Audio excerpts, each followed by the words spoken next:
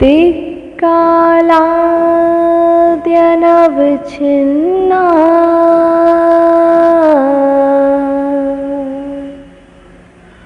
अनंत मैं अनिल मिश्र आप सभी मित्रों का फिर से इस चैनल में स्वागत अभिनंदन करता हूँ। हम लोग प्रारंभिक रचना अनुवाद कौमुदी पढ़ रहे हैं, उसी में अभ्यास अभी तक हम लोगों ने 7 अभ्यास के नियमों और 7 अभ्यासों को पढ़ा। आज हम लोग अभ्यास 8 के नियम पर चर्चा करेंगे। तो अभ्यास यदि 8 देखें तो अभी तक हम लोगों ने 140 शब्द पढ़ लिया था। 140 शब्द पढ़ लिया, आज 20 शब्द और पढ़ेंगे और टोटल हमारे हो जाएंगे 160 शब्द। तो अभ्यास 8 के नियम पर चर्चा करेंगे। पहला कुछ शब्द बता रहे हैं, कामे के कुछ शब्द बता रहे हैं, जिसमें हरि विष्णु, मुनि माने मुनि, कवि, यति ही, सन्यासी।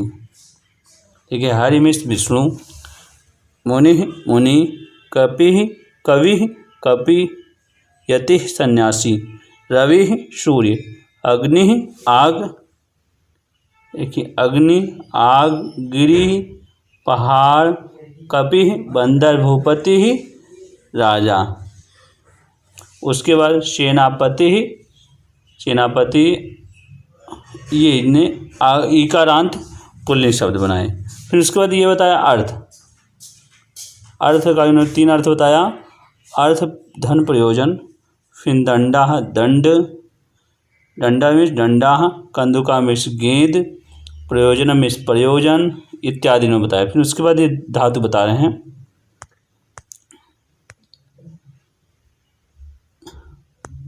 धातु पर चर्चा की है। द्यू चमकने के अर्थ में है, यजुआ खेलने के अर्थ में। उसके बाद नृत्य मिस नाचना, नस मिस नष्ट होना, भ्रम मिस घूमना, नाचना नृत्य में नाचना, नश में नष्ट होना और भ्रम मिस घूमना। उसके बाद अव्यय पद बता रहे हैं। शाह सात के, सार्धम में साथ इत्यादि अव्यय पद हैं। अब देखिए पूरा शब्द सोच समझ लें। यहाँ शब्द रूप में कभी कभी शब्दों का अर्थ भी पूछा जाता है, इसलिए आप ये समझते रहें कि आपसे शब्द भी पूछा जाएगा, इसलिए आप उस शब्दों का अर्थ भी आपको स्मरण होना चाहिए। देखें शब्दकोश में जो लाल रंग शब्द दिख रहा होगा, ये इन्होंने संज्ञा बताई हैं, जिसमें हरि विष्णु, मुनि, कवि, यति माने सन्यासी। तो आपसे पूछ लेगा यति का शब्द का क्या अर्थ है, तो यति शब्द का सन्यासी अर्थ है। फिर उसके बाद रवि मतलब सूर्य, अग्नि मिस आग, गिरि मिस पहाड़, कपि मिस बंदर, भूपति मिस राजा, सेनापति मिस सेनापति। और अर्थ का ये 3 अर्थ बता रहे हैं, अर्थ धन और प्रयोजन। फिर दंडा बोले, डंडा, कंदुका गेंद, प्रयोजन। उसके बाद ये खस जो है धातु बता रहे हैं। द्यू मिस चमकना अथवा जुआ खेलना, नृत्य मिस नाचना, नष्ट में नष्ट होना, भ्रम मिस घूमना। उसके बाद ये अव्यय बताए हैं। शाह शार्धम दोनों का अर्थ साथ होता है इत्यादि अव्यय। अब ये सूचना दे रहे हैं, शब्दकोश के बाद सूचना। तो ये देखते हैं सूचना ये क्या बता रहे हैं। सूचना इन्होंने कहा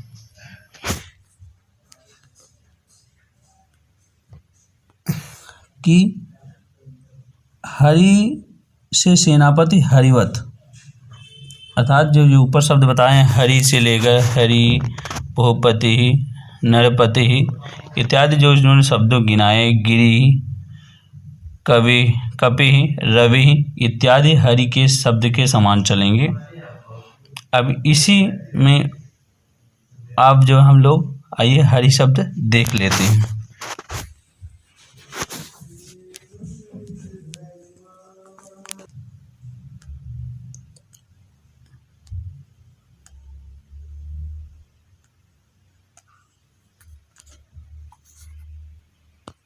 अब देखें हरि शब्द इकारांत ये पुल्लिंग जिसका अर्थ विष्णु होता है, इसका रूप इस प्रकार चलता है। यदि एक वचन में केवल एक वचन देखें तो ये रूप है।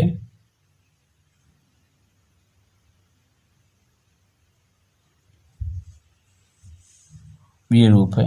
दो वचन में देखें तो ये रूप है, और बहुवचन में देखें ये रूप। ये एक वचन में चलेगा हरि हरिम हरिणा हरे हरे हरे हरऊ हरे। दो वचन में हरि हरि हरिभ्याम हरिभ्याम हरिभ्याम हरियो हरियो हरि। बहुवचन में हर्या हरीन हरिभि हरिभ्या हरिभ्या हरिराम हरिषु हे हर्या। इसी प्रकार कोई भी होगा, कपि कपिम कपिना कपये कपे कपे कपौ कपे कपि कपि कपिभ्याम कपिभ्याम कपिभ्याम कप्यो कप्यो कपि कप्या कपीन कपिभि कपिभ्या कपिभ्या कपीनाम कपिषु हे कपया। तो जान लें हरि शब्द का जितने भी ये हरि हैं, मुनि हैं, कवि हैं, यति सन्यासी, रवि अग्नि गिरि कपि भूपति सेनापति इत्यादि का शब्द का अर्थ इसी प्रकार चलेगा। एक बार फिर से देख लें। हरि हरिम हरिणा हरे हरे हरे हरऊ हरे हरि हरि हरिभ्याम हरिभ्याम हरिभ्याम हरियो हरियो हरि हर्या हरीन हरिभि हरिभ्या हरिभ्या हरिराम हरिषु हे हर्या। साथ में भी आप पढ़ सकते हैं एक वचन द्विवचन बहुवचन में हरि हरि हर्या हरिम हरि हरीन हरिणा हरिभ्याम हरिभि हरे हरिभ्याम हरिभ्या हरे हरिभ्याम हरिभ्या हरे हरियो हरिराम हरौ हरियो हरिषु हे हरे हे हरि हे हर्या। इस प्रकार आप हरि शब्द का रूप याद कर लें, जो आपको अनुवाद में सहायता प्रदान करेगा। इसी से आप इस अभ्यास में शब्दों को बनाएंगे। ठीक है, ओके। आइए चलते हैं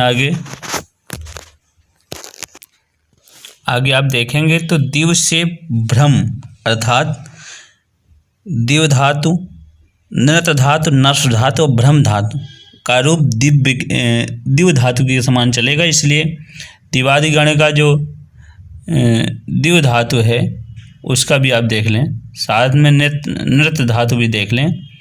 दिवादि गण का दिव धातु का लट लकार में इस प्रकार रूप चलेगा। अब देख लें, ये है, ये रूप इसका है। दिव्यति दिव्यता दिव्यंती दिव्यस्य दिव्यता दिव्यथ दिव्यामि दिव्यावा दिव्यामा। और लोट लकार में दिव्यतु दिव्यताम दिव्यंतु दिव्यसु दिव्य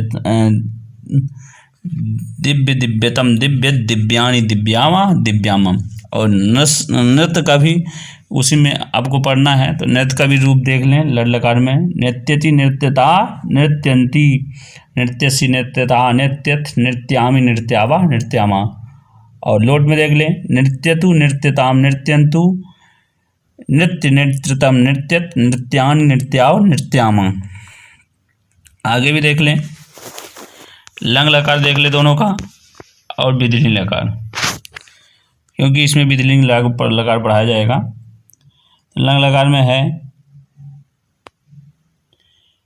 अदिव्यत अदिव्यताम अदिव्यम अदिव्यत अदिव्यताम अदिव्यन अदिव्या अदिव्यतम अदिव्यत अदिव्यम अदिव्याव अदिव्याम।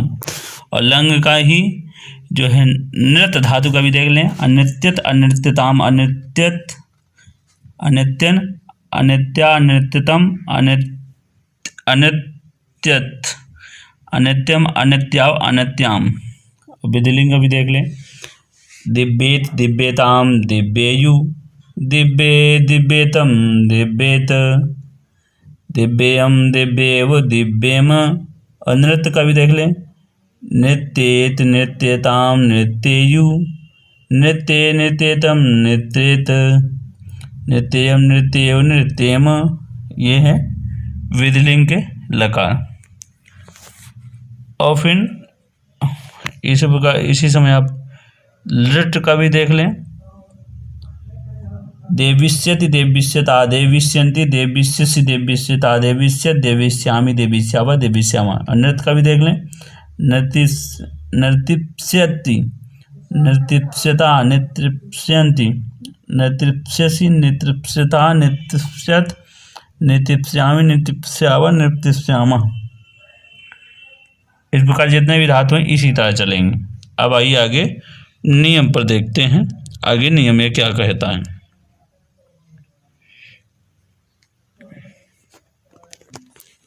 तो देखिए हम लोग सूचना पढ़ लिया कि हरि से सेनापति, हरिवत समान, हरि का रूप हमने देख लिया। फिर द्यू से भ्रम, तद्यू तुल्य रूप धातुओं का रूप चलेगा, इसको मैंने देख लिया। अब व्याकरण देखेंगे नियम में। यदि व्याकरण हरि, ये व्याकरण देखें तो व्याकरण हरि विधिलिंग तृतीया विभक्ति यहाँ बताई जाएगी। हरि शब्द है तदिकारांत पुल्लिंग शब्दों का बताया जाएगा, विधिलिंग लकार का प्रयोग होगा और तृतीया विभक्ति का भी प्रयोग यहाँ बताया जाएगा। तो पहला करें हरि शब्द के रूप स्मरण करो, तो हम लोगों ने देख लिया है। संक्षिप्त रूप लगा दरमुनि आदि के रूप हरिवत बनावें, ये भी हम लोगों ने बना के देख लिया है। 10 इन शब्दों में लगेगा, नियम 10 इन शब्दों में लगेगा। तो नियम 10 आगे बताएंगे। हरि रवि गिरि, जैसे हरिराम इत्यादि। फिर दूसरा नियम है कि द्यू आदि के निम्नलिखित रूप बनाकर भू धातु के तुल्य चलावें। द्यू का, तो द्यू का हम लोग देख चुके हैं, द्यू आदि का रूप जो भू के तुल्य चलता है वो चला भी देख लिखे हैं। देखिए द्यू का दिव्यति दिव्यता दिव्यंती, नृत्य का नृत्यति नृत्यता नृत्यंती, नर्स का नश्यति नश्यता नश्यंती, भ्रम का भ्राम्यति भ्राम्यता भ्राम्यंती। ये लट लकार के सारे रूप हैं। फिर लोट का दिव्यतु दिव्यताम दिव्यंति, नृत्यतु नृत्यताम नृत्यंतु, और फिर नश्यतु नश्यताम नश्यंतु। लंग का अदिव्यत दिव्यताम अदिव्यन इत्यादि इसी प्रकार। अब विधिलिंग में दिव्य दिव्यताम दिव्ययु हम लोग पढ़ चुके हैं, भू का भी देख लें एक बार। भवेत भवेताम भवेयु, भवे भवेतम भवेत, भवेयम भवेयो भवेम। आइए अब नियम देखते हैं।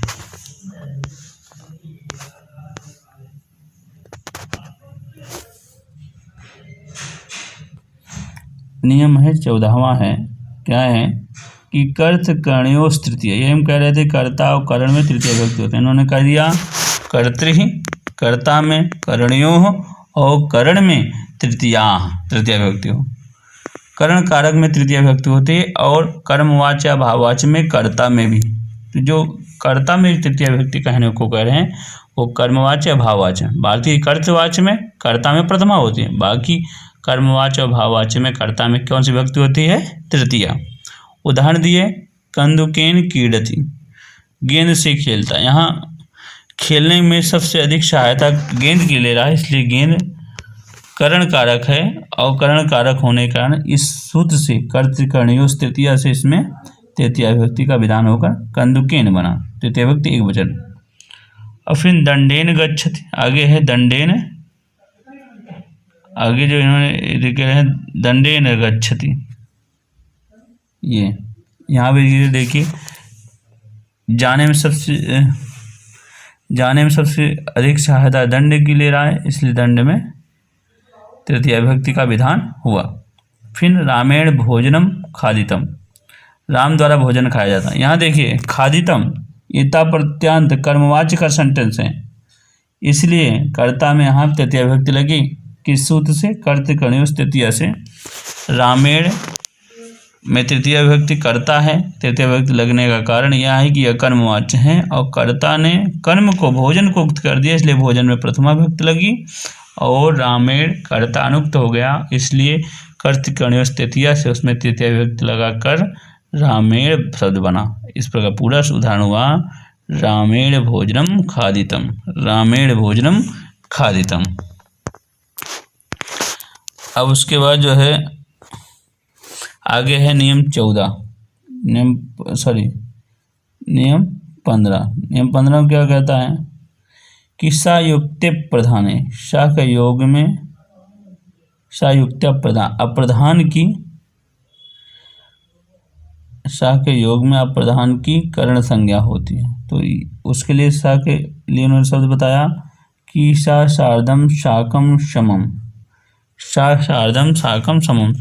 जब साथ अर्थ में हो तो इनके साथ सा के साथ, सार्धम के साथ, साकम के साथ, समम के साथ तृतीया विभक्ति का विधान होता है। जैसे पिता के साथ घर जाता है, यहाँ साथ किसके हैं तो पिता के हैं, इसलिए सह के योग में, सह के योग में,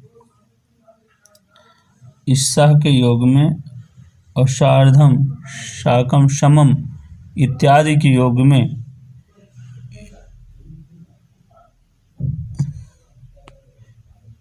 इत्यादि योग में होने के कारण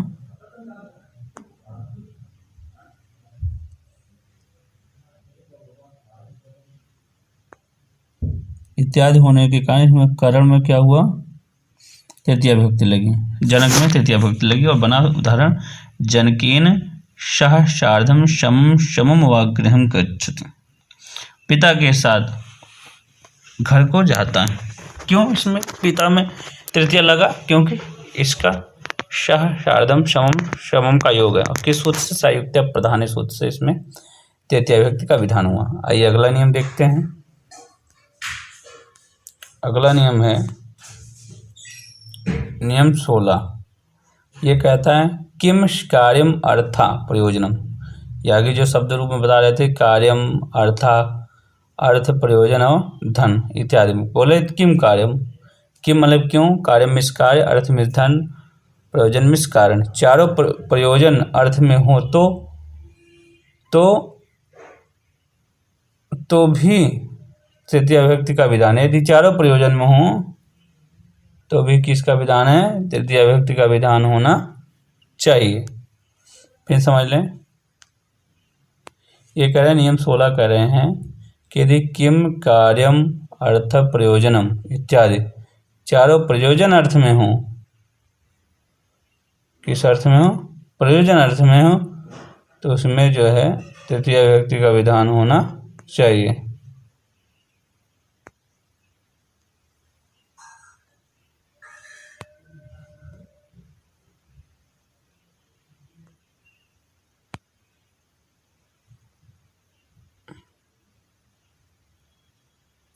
अब जैसे है, जैसे दुर्जनेन पुत्रेण किम, किम कार्यम, किम अर्था किम प्रयोजन।